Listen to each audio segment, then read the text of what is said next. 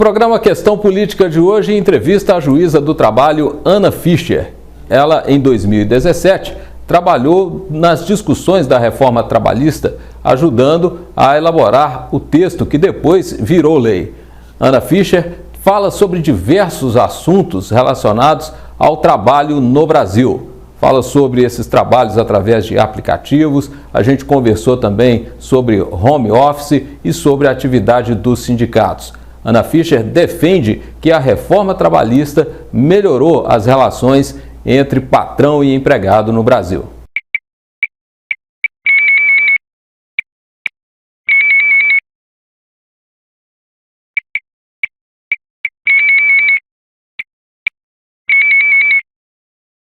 Doutora Ana Fischer, muito obrigado por ter aceitado aqui o nosso convite. Eu que agradeço, Dário. É uma honra, um prazer para mim estar aqui. Ana, você se notabilizou por ter participado das discussões da reforma trabalhista de 2017. Como é que surgiu essa ideia? Como foi fazer parte desse tipo de discussão, uma juíza do trabalho? Foi muito rico para mim pessoalmente, né, Dário? E, na verdade, foi uma oportunidade imprevista para mim. O que acontecia, na verdade, naquela época, né? Já se vão 5 anos mesmo. A gente tinha um grupo de estudos aqui em Minas, de alguns juízes do trabalho, entre eles alguns desembargadores, que tinham um pensamento mais ou menos similar sobre o direito do trabalho, sobre o processo do trabalho, e considerávamos que éramos minoritários, né? A gente tinha assim, uma visão um pouco diferenciada do que a gente costuma ver entre os colegas. E aí, quando surgiu o primeiro anúncio da mini reforma trabalhista do governo Temer, a gente se propôs a debater ideias e fazer propostas, escrever efetivamente propostas para serem eventualmente levadas a quem de direito, como uma contribuição mesmo da magistratura do trabalho, que está aqui todo dia na lida com os maiores problemas, né, do direito do trabalho no Brasil. E aí assim a gente fez, esse grupo se reuniu, a gente juntou várias ideias, escrevemos um documento. E aí eu tinha, na época, alguns contatos já políticos, né? Fizemos alguns contatos e procurei o então deputado Rogério Marinho, que até ontem era ministro, né, do Desenvolvimento Regional, mas na altura era deputado federal e estava sendo incumbido naquela altura da relatoria da reforma na Câmara. Levei para ele, e eu me lembro da cara de espanto que ele fez quando recebeu o documento e recebeu a nossa visita. Ele falou, peraí, a Associação Oficial da Magistratura do Trabalho já fechou todas as portas para mim, diz que não vai ajudar reforma flexibilizante e que pode esquecer. E agora eu estou me deparando com um grupo de juízes do trabalho que quer auxiliar, que não só quer auxiliar, como vê com bons olhos uma alteração trabalhista nesse sentido, né, dito flexibilizante. E aí ficou muito encantado com as nossas ideias, começou a fazer várias consultas e, enfim, me convidou para compor a comissão que ele então instituiu de redação da reforma. Compusemos eu e um outro juiz, doutor Marcos Melec, em companhia de outros analistas e técnicos do Congresso Nacional. Recebemos vários auxílios também de várias entidades diversas, né? E eu pude participar e pôr a mão na massa e auxiliar na redação da reforma. Posteriormente, depois ela foi aprovada na Câmara, passou ao Senado, também foi aprovada e, enfim, promulgada. E depois da edição da reforma, eu fui convidada, ainda governo Temer, para compor um grupo de divulgação da nova lei,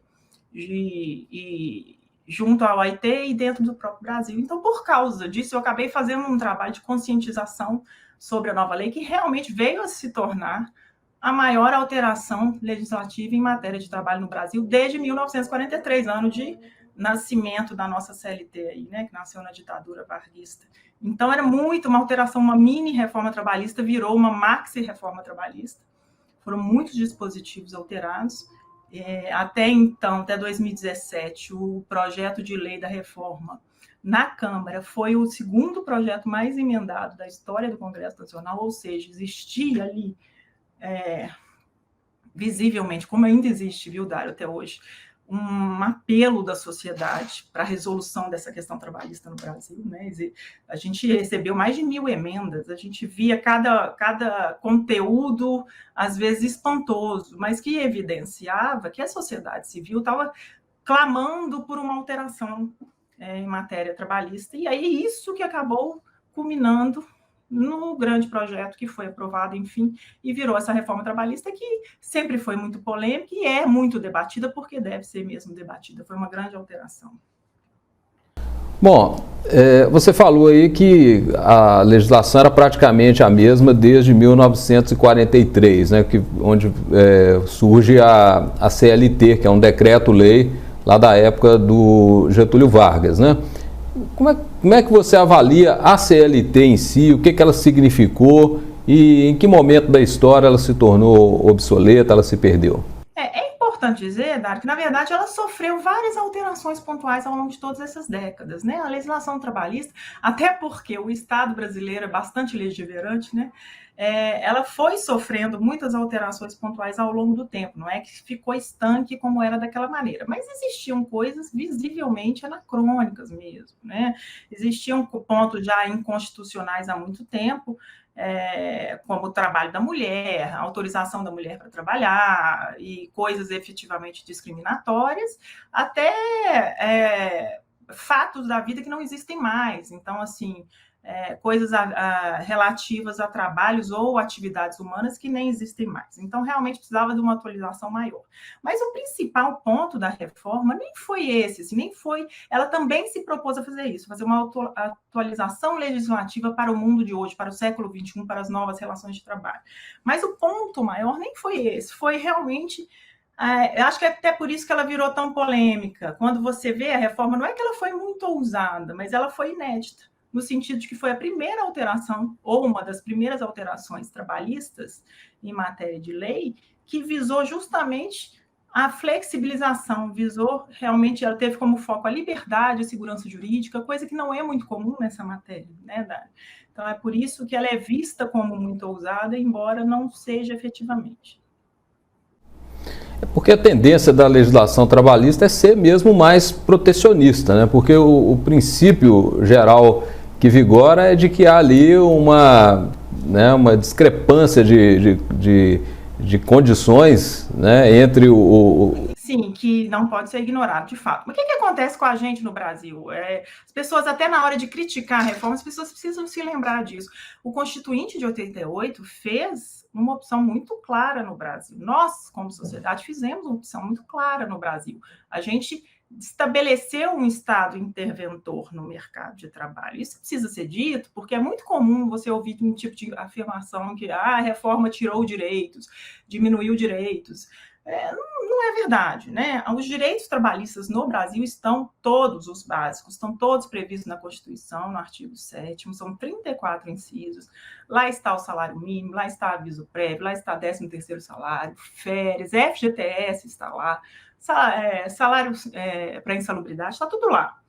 Então, assim, a gente tem uma Constituição, né, Dário? Eu sempre falo a Constituição poliana, né? Porque a nossa Constituição ela não é só analítica, né? Aquela velha classificação, a Constituição extensa, que estabelece regras de conduta e tudo mais. Ela é mais do que extensa e prolixa, ela é sonhadora mesmo, né? O ministro Barroso tem uma frase muito engraçada que ele fala desde a época que ele era advogado. Ele fala, nossa Constituição só não promete trazer a mulher amada em 3 dias, o resto tudo ela promete. Então, assim, você vê o capítulo dedicado ao direito do trabalhador na nossa Constituição, ele é muito extenso. Então, assim, nenhuma lei federal, que foi o caso da reforma trabalhista, poderia ter tirado algum direito do trabalhador, e efetivamente não o fez. O que uma lei federal poderia fazer, e aí a reforma entrou com esse propósito declarado, inclusive, né? Tentar flexibilizar, trazer um pouco mais de liberdade e autonomia para os contratos de trabalho dentro das balizas constitucionais, que já são essas premissas que eu falei. Então, sem tirar nenhum direito, o que a gente pode fazer para que o trabalhador tenha efetivamente a direção da sua vida laborativa? Que a vontade dele seja ouvida e que as partes tenham liberdade para negociar segundo querem e não segundo um gesso estabelecido legalmente, né? E aí que vieram os dois grandes focos da reforma. O primeiro deles foi justamente o que ficou conhecido como negociado sob legislado, né? Se visou dar uma flexibilizada nos contratos de trabalho, de maneira que as partes pudessem customizar as cláusulas e as regras que vão reger suas próprias vidas laborativas no seu dia a dia. né? O legislador não tem condição de prever com todos os detalhes, todas as realidades. O Brasil é um país muito diverso, né? Com realidades bastante distintas, né? Uma extensão territorial enorme. Então, é muito desejável que que em cada um dos determinados rincões do Brasil, ou em cada uma das determinadas atividades de trabalho humano, as pessoas possam estabelecer as suas próprias regras, segundo a legislação e partindo-se, obviamente, da escolha constitucional feita por nós, um patamar civilizatório mínimo com uma extensão de direitos efetivamente garantida, né? Esse foi o primeiro foco da reforma. O segundo grande foco da reforma foi a segurança jurídica, porque a gente tem esse problema de judicialização inacreditável no Brasil, que é geral, mas na área trabalhista se mostra com muita evidência. E então a reforma também acabou por pegar essa parte processual, digamos assim, para tentar dar uma baliza nessa judicialização excessiva, nessa imprevisibilidade, nesse ambiente de insegurança jurídica que levava e leva ainda hoje, obviamente, o empreendedor a pensar 10 vezes antes de empreender e gerar postos de trabalho, né? A gente sabe que a gente tem um ambiente de negócio bastante nocivo para a atividade empresarial.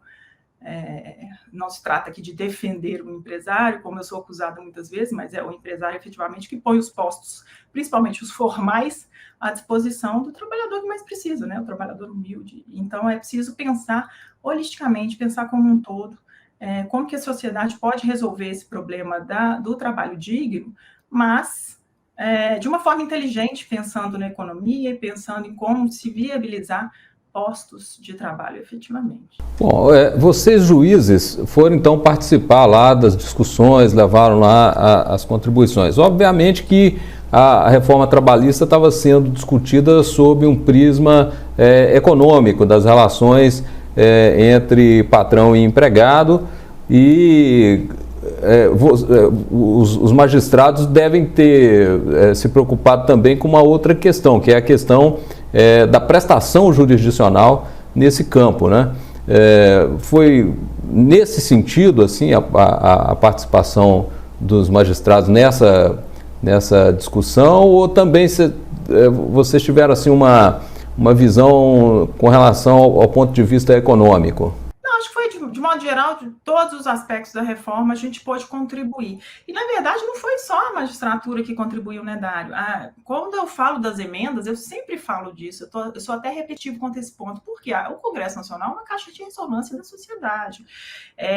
Então, desemboca lá tudo que a sociedade, por meio de seus diversos núcleos, se organiza para mandar. Isso ficou muito claro para mim, era até um universo que eu não conhecia tão bem até então, vim a conhecer depois que comecei a colaborar.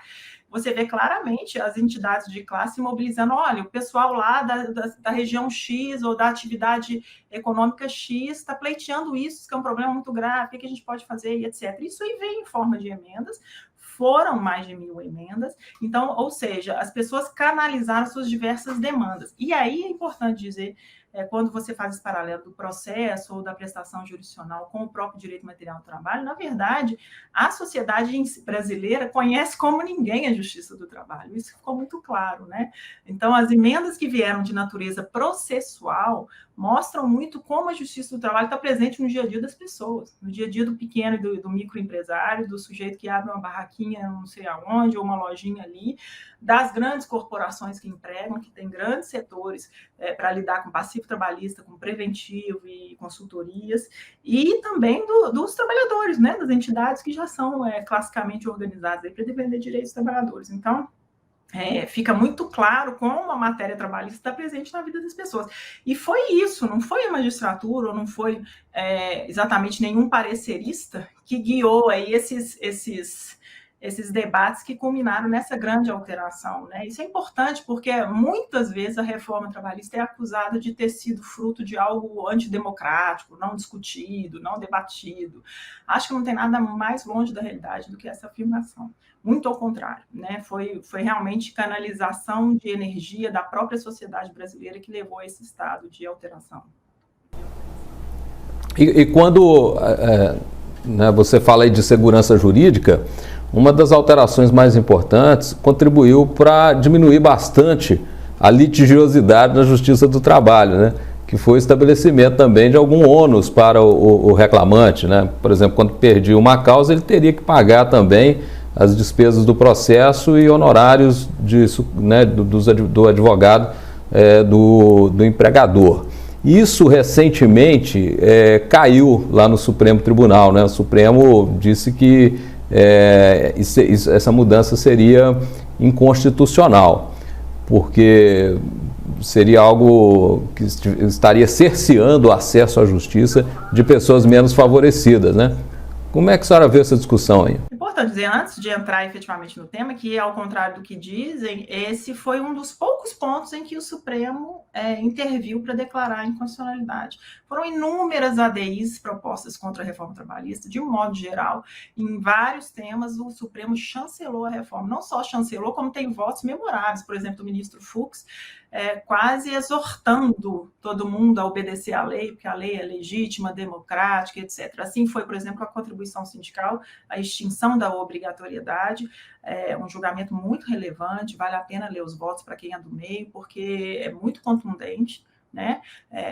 Então, assim, o que aconteceu com esse ponto em especial é uma pena, na minha opinião, minha visão pessoal, porque foi, de fato, um dos pilares que propiciaram na redução da litigiosidade. E quando a gente fala que é benéfico reduzir litigiosidade, não é porque se está reduzindo o acesso à justiça dos trabalhadores, mas sim porque se está depurando as aventuras jurídicas dos efetivos, das efetivas demandas em que há ali um trabalhador humilde precisando ser atendido com celeridade, com direitos basilares descumpridos, salários sem receber. Às vezes eu pego, no meu dia a dia, isso é muito comum, tá? 3, 4 meses sem receber um salário, agora com a pandemia. Então, é uma realidade tocante. Então, assim, o judiciário precisa dar conta das situações urgentes e em que houve efetivamente a lesão a um dado direito, né? O que a gente via no Brasil antes da reforma, e aí eu posso falar objetivamente, porque o Justiça em Números, relatório do CNJ, que sai todo ano, mostrou isso claramente. A redução foi de 30% no número de processos trabalhistas no Brasil, pós-reforma, né? E até os críticos da reforma são unânimes em admitir que isso se deveu à nova lei. Foi justamente isso. A gente não se propôs no Brasil cobrar do trabalhador para entrar na justiça e exigir um direito. É muito ao contrário. Quando, acessando a justiça do trabalho, que reconhecidamente é uma justiça bastante acessível, sequer precisa de advogado para acessar a justiça do trabalho. Quando você, acessando a justiça do trabalho e perdendo em todas as instâncias, e essa decisão transitar em julgado, se você tiver algum crédito obtido também na justiça do trabalho, aí você vai ter que pagar o honorário da parte contrária. Me parecia uma lei muito razoável. É uma lei, na verdade, o sistema de sucumbência proposto pela reforma para o processo de trabalho, ele é até mais leve do que o sistema de sucumbência do processo civil, que nunca teve nenhuma, que eu tenha conhecimento, nunca teve nenhuma inconstitucionalidade declarada.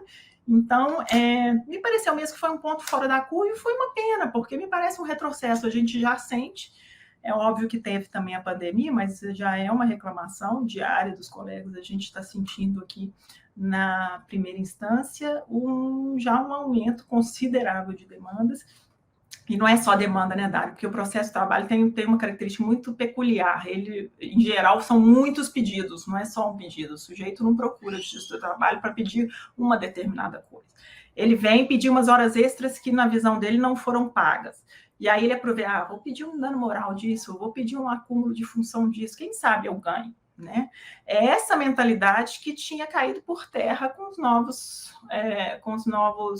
regras de honorários, né? De sucumbência. Então o sujeito pensava 2 vezes antes de pedir algo do que ele não tinha certeza. Porque se ele perdesse aquele pedido, os honorários de sucumbência daquele pedido comiam o crédito do direito dele efetivamente reconhecido em juízo, né? E isso caiu por terra, infelizmente. Realmente foi, na minha visão, um grande retrocesso. A gente tem que lembrar também que muitas vezes não é o trabalhador que faz esses pedidos absurdos, né? São os advogados. Então, era uma lei que mandava um recado para o advogado, né? Ou seja, para ele encaminhar aí uns pedidos de uma forma mais adequada, mais proporcional, não é isso? Eu chamo isso, sempre chamei, até me criticavam, mas eu continuo falando dessa forma. Eu acho que a lei fez um convite a uma litigância responsável. Eu acho que é isso que a lei fez. E não acho de forma alguma que ela cerceava o direito ao acesso à justiça, de forma alguma. Quem tinha direito efetivamente lesado, vinha à justiça e saía com direito reconhecido, ou se desse um azar processual em que não se reconhecesse em juízo a realidade efetivamente, não precisava efetivamente desembolsar nenhum valor. A questão vinha realmente quando tínhamos pedidos aventureiros ou demandas aventureiras. Aí sim a lei fazia realmente um freio bastante sensato e interessante. Mas, enfim. Como você disse, a Justiça do Trabalho realmente é muito conhecida da população, tanto trabalhadores como pequenos empreendedores, né? E as pessoas têm na cabeça de que lá o empregado sempre ganha, né? Como é que a senhora vê esse tipo aí de percepção da população? É inegável essa percepção, eu ouvi isso a vida toda, já como advogada já ouvia, como juíza continuo ouvindo, todo mundo diz. Não é exatamente verdade, né, Dário? Por exemplo, eu posso falar do que eu conheço, né? Na minha jurisdição é muito comum a pessoa vir buscar algo e não conseguir, ou porque de fato não tinha aquele direito, ou porque de fato a instrução probatória lhe foi desfavorável, enfim. Mas é também preciso registrar que é uma justiça de fato peculiar, é uma justiça que está mais atenta a um dos sujeitos da relação de trabalho, que é o trabalhador. Então, tem alguns dispositivos legais e uma própria cultura na justiça do trabalho que faz com que um foco recaia um pouco mais sobre o trabalhador, partindo-se dessa premissa justamente que a relação contratual trabalhista é de fato desigual, né? Ela não é feita entre partes que estão em igualdade de condições. Doutora, e a questão da chamada precarização do próprio trabalho, das próprias relações de trabalho, que eles costumam atribuir como um dos efeitos dessa reforma trabalhista de 2017. A senhora acha que houve realmente isso? Isso dá para sentir aí na prática? Por exemplo, muitos dizem que aumentaram os índices de acidente de trabalho. Não, esse é um argumento muito usado, mas muito pouco comprovado, né, Dário? O que acontece? Nós temos um índice altíssimo de acidentes no trabalho no Brasil, mas isso desde sempre, né? Eu sempre digo, a situação precária, o trabalho precário é aquele que não permite a gente levar dinheiro para casa e se sustentar e a sua família, né? Esse é o trabalho mais precário que existe.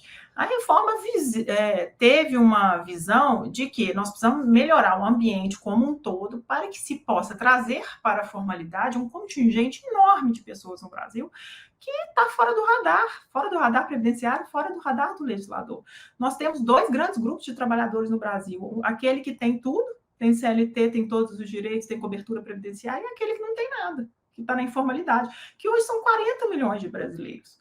Nós não estamos falando de pouca coisa, tem uma imensidade de pessoas, fora os desempregados, efetivamente.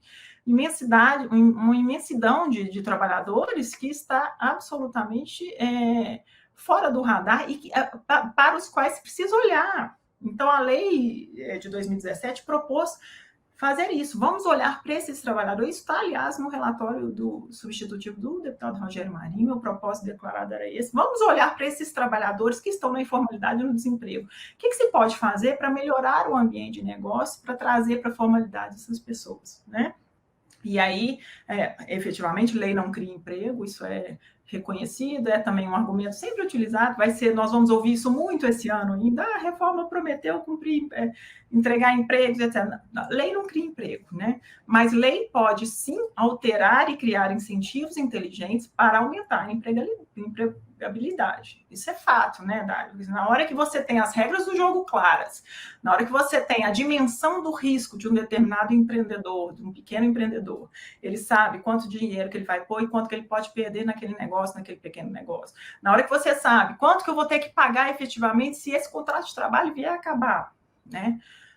Você empreende, você é convidado ou tem um ambiente mais saudável para empreender e põe imposto de trabalho à disposição de quem precisa, né? Agora, quando você não tem nenhuma imprevisibilidade, nenhuma segurança jurídica, você pode vir um pequeno empresário, vir a ser condenado danos morais por qualquer alegação imprevista, né, digamos assim, em valores estratosféricos e etc. E por aí vai, outras coisas, muitas coisas que podem acontecer na vida de um empregador, a pessoa já pensa um pouquinho mais, né? Ou melhor, talvez não empreenda, né?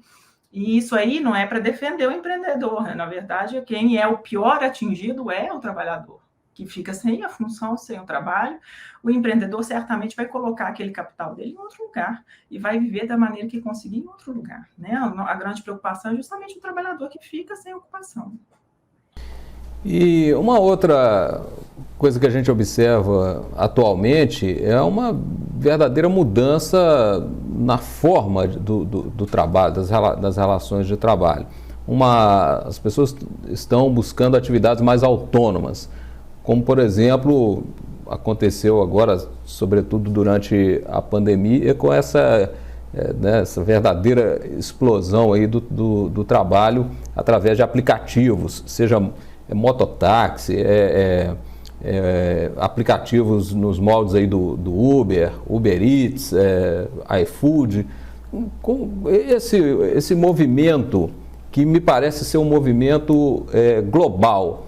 O direito do trabalho aqui no Brasil, como lida com esse tipo de coisa? A senhora acha que isso vai permanecer muito tempo ainda, ou já começa a ver aqueles entendimentos de que é possível aqui ou ali reconhecer vínculos trabalhistas? Esse entendimento já tem, essa discussão já se estabeleceu, né? Essa promete ser a grande discussão da década em matéria trabalhista no Brasil. Você falou muito bem, Dária, é isso aí que eu penso também, eu vejo dessa forma. É um movimento global, universal, que já vinha acontecendo, já até com muita velocidade antes da pandemia, que se acelerou enormemente em razão da pandemia. Eu escrevi sobre isso, inclusive. Na verdade, quando você pega, por exemplo, a preocupação da OIT, Organização Internacional do Trabalho, em 2019, ela completou 100 anos. O tema foi futuro do trabalho. E as previsões ali que a OIT fez no seminário foram bastante pessimistas, né? Alarmantes, assim. Ela dizia que nós vamos ter uma legião de trabalhadores por dia, que o emprego como conhecemos estaria extinto e etc. De fato, eu acho que a gente está vivendo uma revolução tão grande no mundo do trabalho que não se faz tanto sentido mais em olhar só para essa relação empregatícia, que é a prevista pela CLT desde sempre, né? Aquela em que tem uma subordinação jurídica e tudo mais. A tendência é a prevalência do trabalho autônomo, o trabalhador autônomo se valendo das novas tecnologias nos mais diversos campos de trabalho, e aí não falo só de prestação de serviço, não. A gente tende a ver com um pouco mais de evidência esses entregadores, motoristas e etc., mas o fato é que isso já se espraiou para todos os campos da atividade humana, né? Hoje, da medicina à indústria, que aparentemente era um ramo que não se curvaria a isso, já se vê em vários campos de atuação essa atividade humana por aplicativo em que o sujeito se põe em evidência, e aí ele se vale das novas tecnologias para oferir renda de diversos tomadores. Então, aí não é só a subordinação que vai embora, na verdade, a própria figura do empregador vai embora, né? A tendência é, cada vez mais, o trabalho humano se revertir da forma autônoma e cada vez menos da forma empregatícia. O direito do trabalho precisa se adaptar a isso. E essa adaptação certamente não passa pela revisão de conceitos anacrônicos para poder fazer caber de qualquer jeito aquela nova relação no vínculo de emprego tal qual conhecemos, né? A gente vê um movimento muito claro disso. Acho que esse debate ainda vai durar muito, tanto na jurisprudência quanto na academia mesmo, mas é o que se vê, por exemplo, o traço distintivo da relação de empregos é a subordinação jurídica, né? É um conceito clássico com o qual lidamos há décadas, e aí, de repente, surgem essas novas relações, e aí o sujeito reticente, que eu quero conferir direitos a essa classe de trabalhadores, então, o que eu vou fazer? Ele não é exatamente subordinado, então vamos rever o conceito de subordinação. Bom, então subordinação não é aquilo mais que a gente definiu o que é. Agora a subordinação é outra coisa. Não é bem por aí, né? Eu acho que é válido e é importantíssimo o debate de se dar uma vida digna a todos os trabalhadores de modo geral, mas em especial esses que estariam num limbo legal, digamos assim. E a sociedade precisa discutir isso. Mas essa discussão não passa por tentar encaixar essas relações em relações que elas não são, né?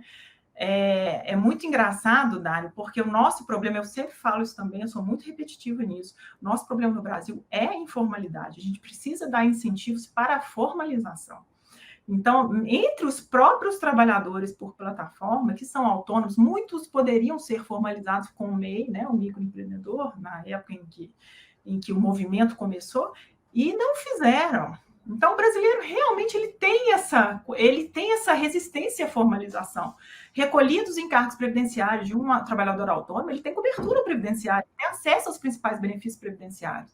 Então, não é bem certo dizer que esse tipo de atividade humana não está protegida, digamos assim, né?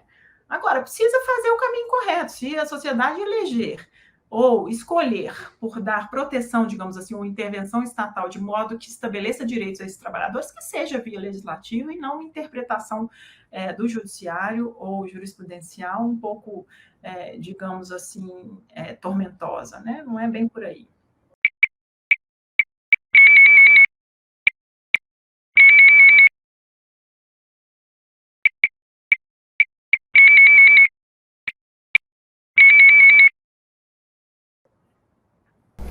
E a tendência no TST caminha para que tipo de consolidação aí, doutor?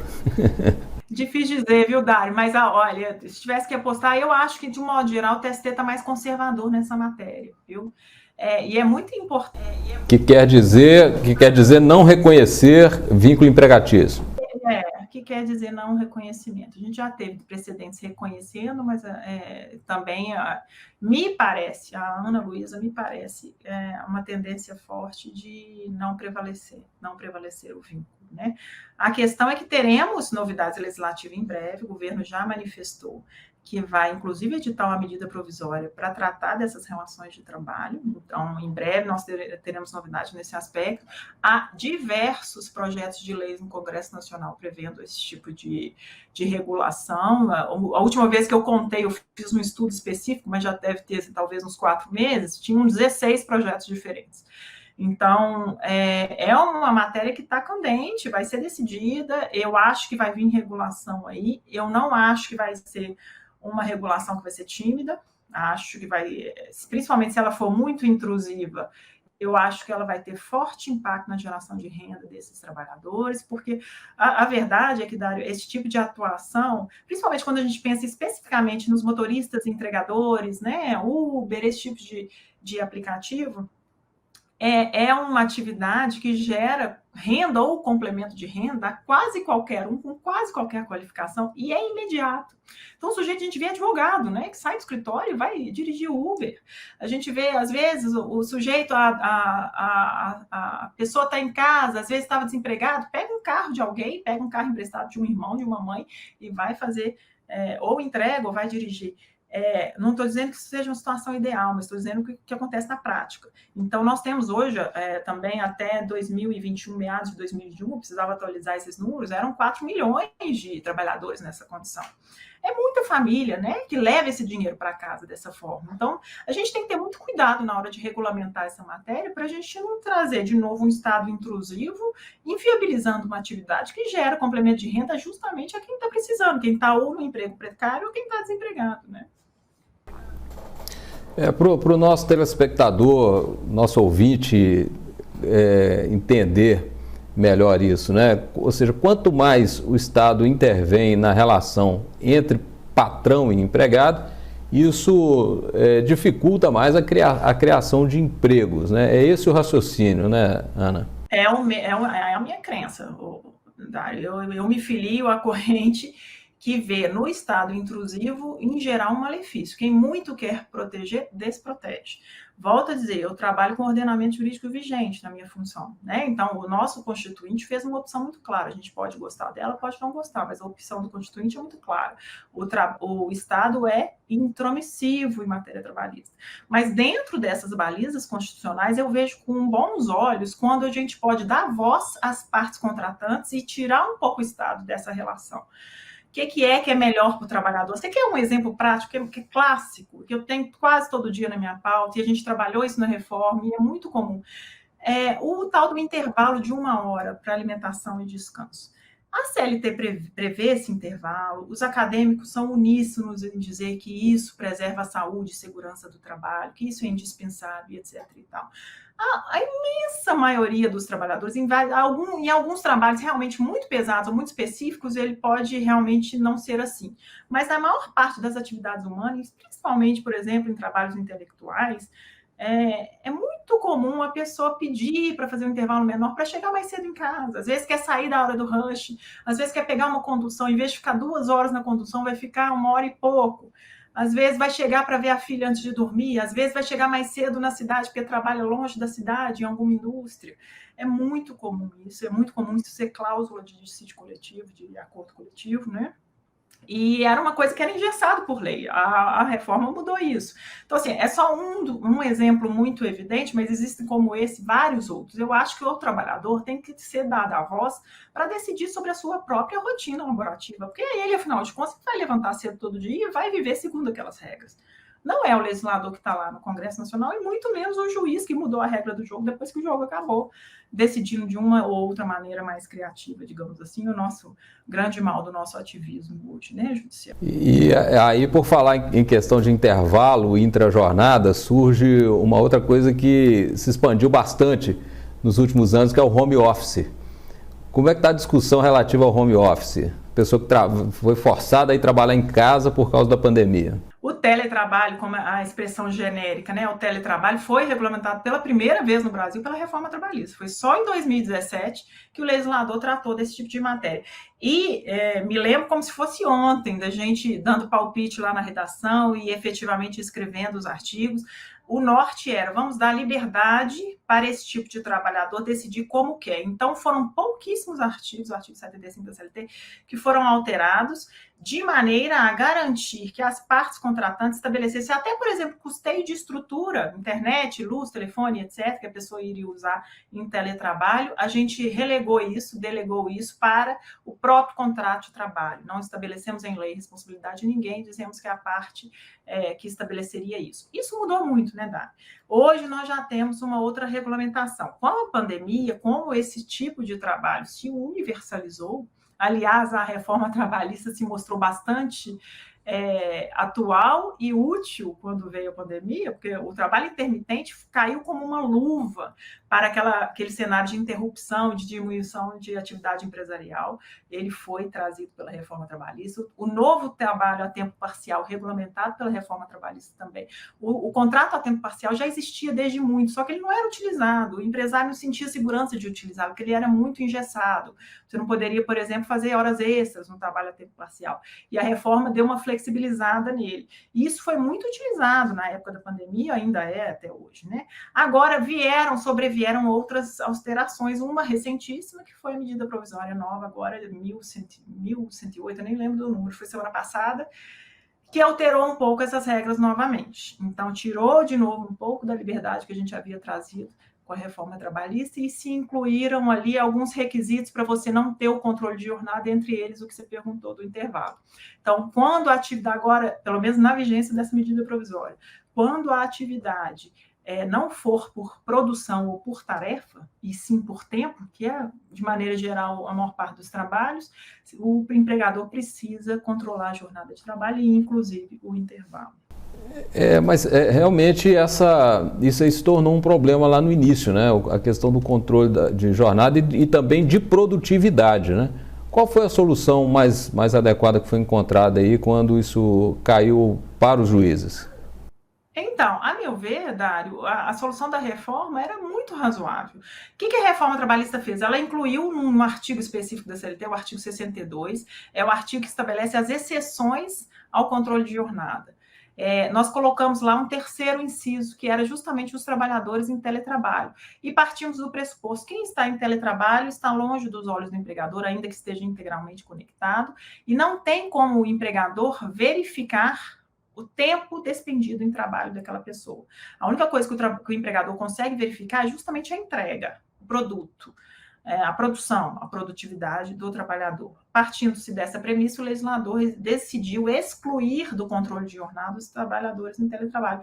Me parecia uma solução razoável, com pé na realidade, entretanto, não foi o que acabou prevalecendo, pelo menos não integralmente. Ainda hoje prevalece, o artigo está vigente, mas, como eu disse, essa medida provisória veio alterar isso. O que a gente viu, você falou aí do começo da pandemia, quando a coisa realmente se universalizou, esse trabalho remoto e tudo mais, a gente via, como sempre no Brasil, as pessoas temerosas de seguir a lei, porque com medo de depois aquele determinado artigo ser anulado, invalidado, ou não ser aplicado eventualmente por um juiz do trabalho ou até por um fiscal do trabalho. Então, as empresas tinham uma certa resistência em aplicar com integridade a legislação relativa ao teletrabalho. Por exemplo, questões de custeio de estrutura.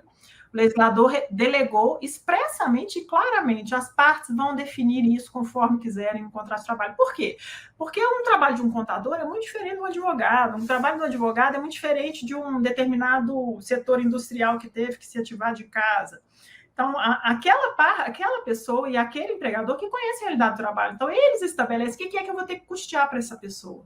Essa pessoa já tem, normalmente, internet em casa. Esse trabalhador é muito humilde, não tem a menor chance de ter internet. Então, quem tem que custear isso para ele? Né?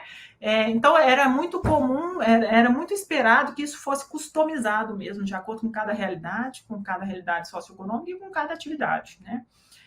E foi isso que o legislador pensou. No entanto, isso não, entre aspas, pegou, né? O empregador ficava receoso de estabelecer apenas em cláusula contratual que determinada estrutura ia ser custeada ou não por ele, e acabava custeando tudo, ou então delegava ao sindicato para uma negociação: não, vamos buscar uma cláusula coletiva para respaldar isso daqui, porque senão nós vamos eventualmente ser condenados a pagar isso novamente. Isso que a gente viu. Tem uma resistência, um certo descrédito, digamos assim, com relação à legislação trabalhista no Brasil também, que é um outro problema que precisa ser resolvido, né?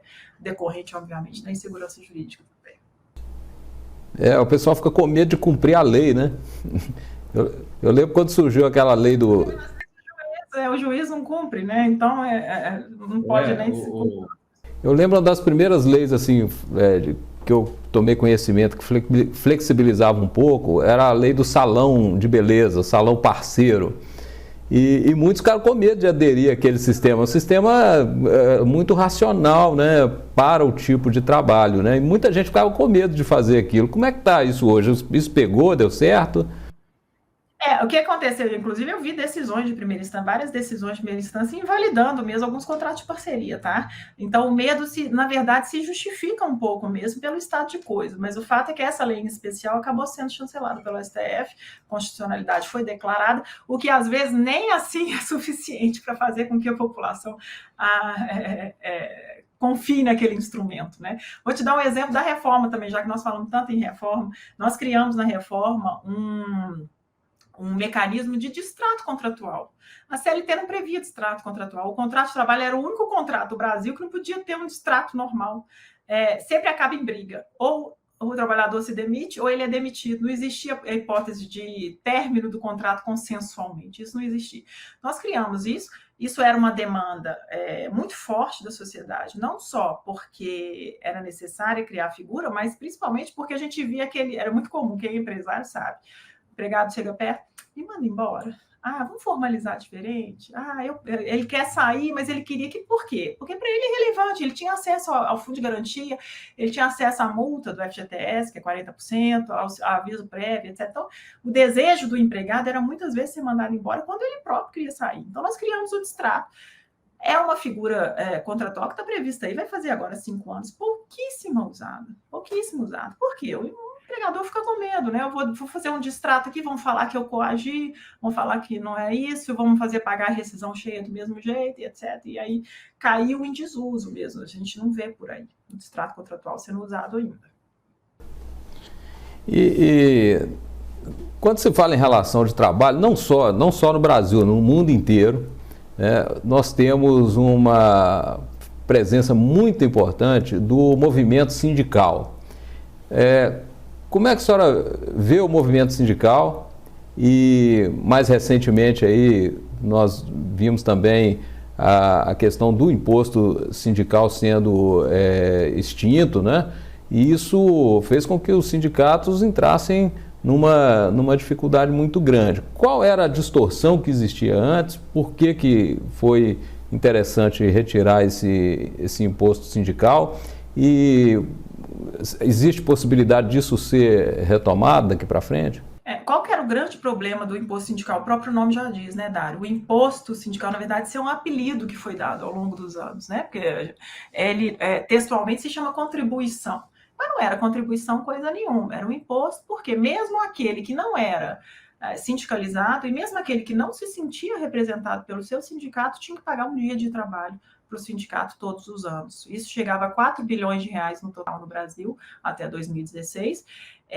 E com a extinção da obrigatoriedade, a meu ver, se extinguiu uma certa distorção dessa representação sindical. O sindicato, muitas vezes, para não dizer quase majoritariamente, os sindicatos se politizavam, se tornavam braços que muitas vezes, em vez de ver em primeiro lugar o direito do trabalhador, viam outras coisas, né, outros interesses de modo geral. O trabalhador é muito simples, né? Se é tão bom, se o sindicato é bom, se ele faz uma boa representação, o trabalhador pode pagar, continua podendo pagar espontaneamente, né? O problema de ser obrigatório é justamente dar ao sindicato aquele descanso que é maléfico, né? Ele não precisa fazer nada para ganhar a renda dele. Ele realmente pode sentar ou ele pode se dedicar a atividades outras em vez de representar efetivamente as demandas dos trabalhadores. Isso no Brasil a gente viu, não à toa, muitos apelidavam essa visão da sociedade brasileira. A gente usava muito o apelido de república sindical, né? 70 anos de república sindical, porque sindicatos majoritariamente prestando atenção ou focados em uma outra coisa. Tinha até uma piada corrente aí no meio sindical, que era o tal do sindicato de axila, né? Aquele que busca a sua formalização, põe uma pastinha debaixo do braço e pronto, estou formalizado, agora eu tenho um dinheirinho e efetivamente não preciso me esforçar para ser o representante da classe trabalhadora. Quando a obrigatoriedade caiu, e ela já foi chancelada pelo Supremo, num julgamento que eu volto a dizer que foi muito importante, muito relevante, o que a gente está tendo agora, na verdade, é uma depuração dessa atividade. Então, os maus sindicatos tendem, sim, a se extinguir e os bons sindicatos tendem a permanecer, né? E aí, o próprio trabalhador que vai decidir se vai custear o sindicato dele ou não.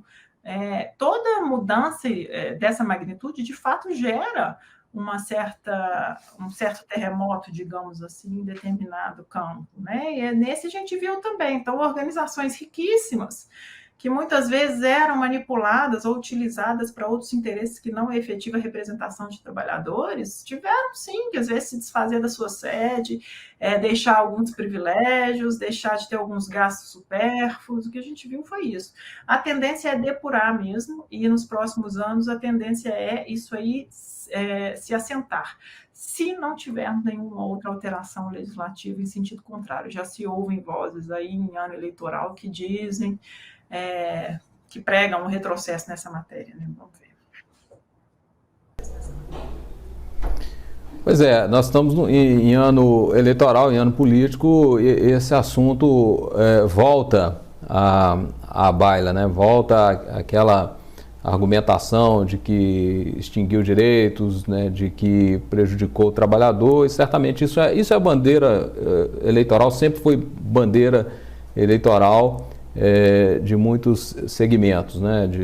A gente às vezes fala dessa separação direita e esquerda, mas às vezes eu lembro que existia sindicatos à direita também, né? Com um outro viés, né? Era a CUT de um lado, a CGT do outro, né? Eles tinham um embate ideológico entre eles, ambos trabalhando aí, né? Interesses da classe trabalhadora, cada um com um viés e com um tipo de atuação diferente. Hoje em dia há, nesse segmento sindical ou das confederações sindicais, um entendimento a favor da reforma trabalhista ou todas elas são contra? Não, de modo geral, justamente porque se mexeu no bolso dos sindicatos, as entidades representativas de trabalhadores, em especial, são contra e são muito críticas e fazem, às vezes, previsões muito erradas sobre os efeitos da reforma. Postei esses dias na rede social, aliás, o panfleto que a CUT soltou quando a lei foi promulgada, dizendo que o teletrabalho ia aumentar a doença da população, que ia matar trabalhadores, e o que a gente viu foi exatamente a situação oposta, né? O teletrabalho, que foi um instrumento, e justamente porque regulamentado na reforma trabalhista, ele pôde ser utilizado, foi um instrumento que salvou vidas, né? Milhões de vidas, né? Na pandemia. Então, agora, entidades empresariais, de modo geral, viram com mais simpatia mesmo a reforma. Esse movimento aconteceu, eu já expliquei no começo por que se tem esse certo preconceito, né? Porque essa visão que supostamente a reforma seria favorável ao empresariado, mas não é, porque, na verdade, ela visou o todo, visou o ambiente de negócios, porque para o empresário é muito fácil sobreviver, Dário, entre aspas, né? O empresário no Brasil, em geral, sofre muito, o pequeno e o médio empresário, mas é muito fácil pegar e alocar aqueles poucos recursos que ele poria num pequeno empreendimento, no banco, em outra coisa, em outro investimento, e ficar sossegado. Quem sofre mesmo é o trabalhador. Em última instância, quando você melhora o ambiente de negócio e melhora a empregabilidade, você está melhorando a vida do trabalhador do mídia, ou do desempregado, ou de quem está na informalidade, enfim. A reforma trabalhista, em termos de apreciação pelo Supremo, então, na sua grande maioria, ela foi chancelada pelo Supremo. Tirando essa questão da contribuição sindical, os sindicatos já assimilaram a reforma ou ainda tem muita crítica, mesmo com relação a esses aspectos já decididos pelo Supremo? Com relação, o Supremo ainda está para decidir algumas matérias, inclusive, né? Mas, por exemplo, a gente precisa lembrar também, quando eu falo que a reforma não foi ousada, na verdade, ela foi menos ousada do que parece. Muitos dos entendimentos do STF foram formalizados em lei na reforma trabalhista. Então, na verdade, o que ela fez muito também foi observar precedentes. O próprio negociado sobre o legislado tinha dois importantes precedentes do STF, um deles do ministro Barroso, o outro do falecido ministro Teori, que foram muito indicativos da tendência do Supremo nesse aspecto. A terceirização do serviço, que foi um tema que foi mexido na reforma também, tinha uma resistência enorme do próprio TST, aí da própria última instância trabalhista, não se aplicava o entendimento do Supremo, até que, enfim, o Supremo julgou definitivamente a matéria. O legislador alterou duas vezes essa questão para afirmar e depois reafirmar que era lícita a terceirização do serviço, outro movimento, aliás, global, universal, inescapável, como é a uberização, e a Justiça do Trabalho teimava em resistir à terceirização. E, por fim, veio o Supremo e colocou uma pá de cal nesse assunto, mesmo depois do legislador achando que já tinha feito isso, né? Então, assim foi com outros temas também. Ainda há resistência em relação aos temas não definitivamente decididos. Um deles, por exemplo, é o contrato intermitente, né? Tem também, como nós falávamos há pouco, uma resistência na sua utilização, por parte do empregador, né, de quem emprega, porque fica com medo daquela relação ser invalidada, embora ele tenha sido o grande instrumento utilizado também na pandemia, porque se revelou muito adequado para isso. Mas foram forças das circunstâncias. É um contrato sobre o qual ainda paira uma insegurança jurídica que não é salutar, não deveria existir, mas a gente sabe que é assim que se dá no Brasil, depois de uma maturação jurisprudencial, é que efetivamente o instrumento pode ser mais confiável ou mais utilizado. Doutora, só tenho que agradecer a senhora ter aí nos atendido, né, para essa entrevista que foi excelente. Eu acho que, né, foi bastante abrangente aí do assunto, e eu queria que, para a gente encerrar aqui, você pudesse falar para a gente um pouco das perspectivas do direito do trabalho, da justiça do trabalho daqui por diante, depois de passar desse período aí turbulento dessa pandemia. Tá, em primeiro lugar, eu que agradeço, Nadália, estou à disposição, foi, como sempre, um prazer conversar com você e estou à disposição para outras oportunidades também. O panorama que se apresenta no curto, eu divido entre curto e longo prazo, né? No longo prazo, a gente falou um pouco disso, temos uma transformação em curso no mundo, não só no Brasil, em matéria de relações trabalhistas, que promete dar uma sacudida nos pilares do direito do trabalho brasileiro, que sempre se assentaram sobre aquela relação jurídica formal de emprego, né? Isso tende a trazer transformações no longo prazo. No curto prazo, o que a gente tem é cenário eleitoral no Brasil, em que reforma trabalhista será tema, leis trabalhistas serão temas, e a depender do resultado da eleição, a gente sabe que a gente pode ter, sim, grandes alterações, eventualmente não em bom sentido, ou pelo menos não na minha visão, num sentido que seja uma continuidade ou num progresso, efetivamente, com relação à legislação do trabalho, sempre tendo em mente esses aspectos que eu sempre ressalto, né, sobre a empregabilidade, informalidade, formalidade, etc. Mas temos mesmo que esperar para ver. Eleição, a gente nunca sabe o que acontece, né? Vamos ver. Ok, muito obrigado. Vamos encerrando por aqui mais um... Isso, nós vamos encerrando aqui mais um programa Questão Política. Obrigado aí por nos acompanhar.